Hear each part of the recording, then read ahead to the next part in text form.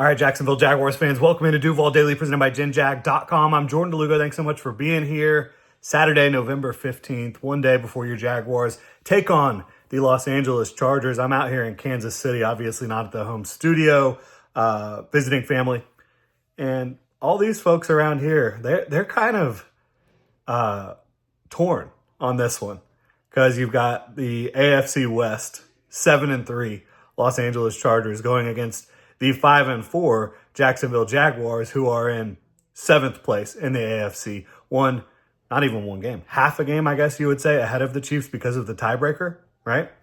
Beating the Chiefs. So it's definitely a really interesting scenario for people out here. But for Jaguars fans, we've got bold predictions, and I'm excited to get into it. Again, really appreciate y'all being here, supporting the channel. If you enjoy the content, please like and subscribe. You can also check out GenJag.com, pick up some new Duval gear, help support the channel. Look good while doing it. So I've got bold predictions for the Jaguars.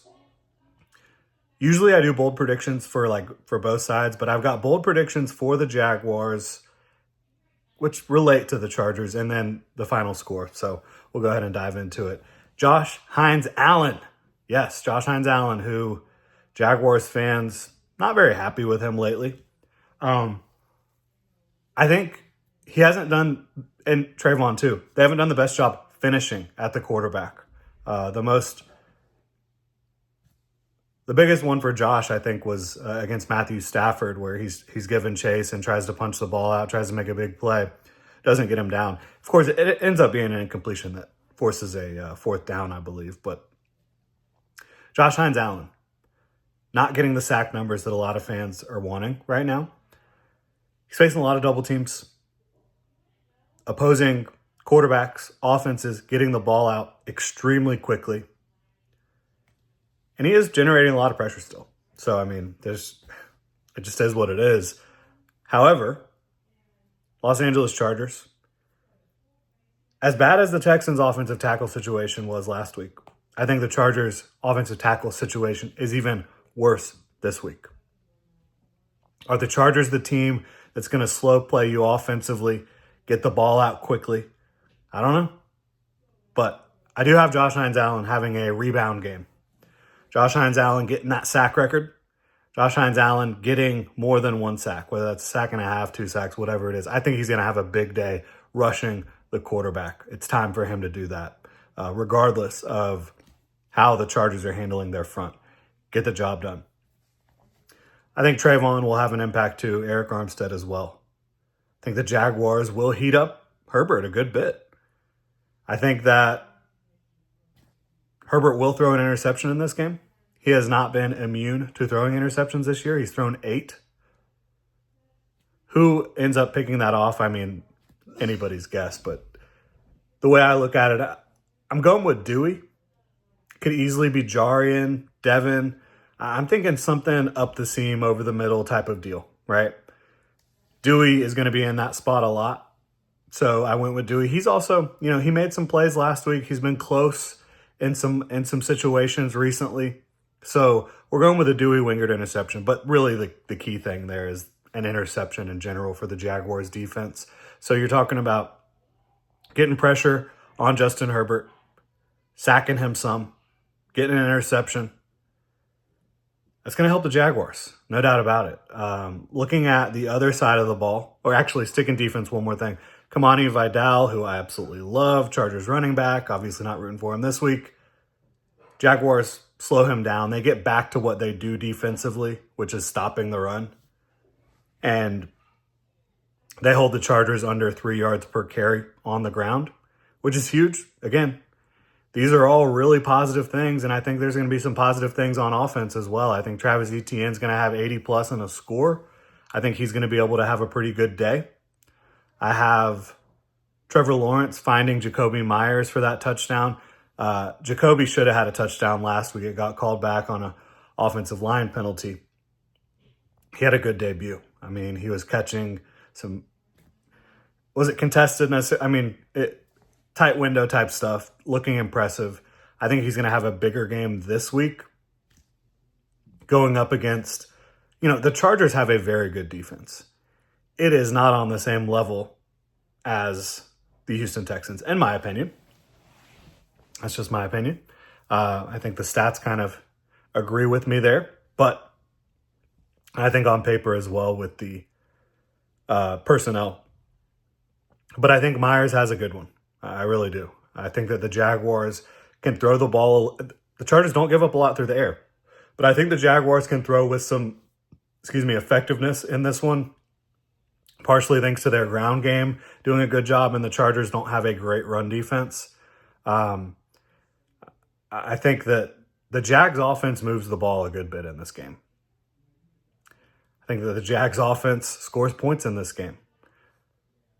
Myers touchdown, Lawrence rushing touchdown, ETN rushing touchdown. I wouldn't be surprised if there's another one in there too.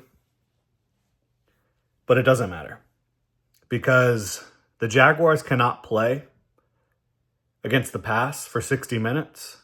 They cannot cover for 60 minutes. You've got Justin Herbert, Ladd McConkey, Keenan Allen, Oronde Gadsden, Quentin Johnston. That does not bode well, in my opinion, for the Jaguars. Whether you want to blame it on the pass rush, whether you want to blame it on the actual personnel and coverage, whether you want to blame it on the scheme, whatever draws your ire in the pass coverage department. One thing we can all agree on, as I said earlier this week, is that the pass coverage has not been good enough. The pass defense has not been good enough. So I think that continues. I don't know how that, unless the Jaguars start getting up on the line of scrimmage more consistently with their DBs, generating more heat on the quarterback, finishing more. I don't really know how it improves a ton. And then even if you do those things, you still got major issues at the safety position, right? So it's a tough spot to be in. It really is. I don't think the Jaguars stop the Chargers a whole lot. Outside of a sack maybe on third down, an interception, I think the Chargers aren't going to be punting the ball a whole lot against the Jaguars. I really don't. Jaguars can't not beat themselves. They do it every week.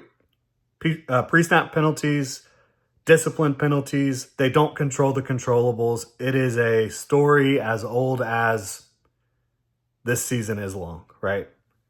The Jaguars beat themselves every single week. I'm calling for 10 penalties in this game in Jacksonville. And the Jaguars, finally, I don't think they will be able to protect their quarterback enough when it matters to win this football game. No Anton Harrison. Walker Little playing the way Walker Little is playing. Not a recipe for success.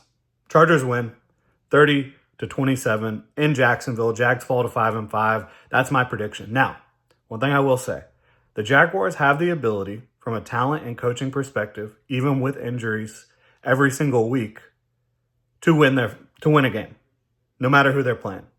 Because they've got a lot of things going for them. But the things that they don't have going for them have been crippling them. And primarily that is last week, Walker Little pass protection and just Walker Little in general. And every week, beating yourself, whether that be pre-snap penalties, discipline penalties, dropping the football, missed assignments defensively. I mean, they beat themselves. And I can't predict that they won't do that again. So Chargers win 27-24. Hope I'm wrong. Hope the Jaguars get to 6-4. Close the gap on the Chargers in the wild card race, which the Jags, as long as they win this week, they'll be fine in the wild card race. They lose and things get real tight, real tight, real pressure packed moving forward. Really appreciate y'all tuning in. If you enjoy the content, please like and subscribe. Y'all have a good one.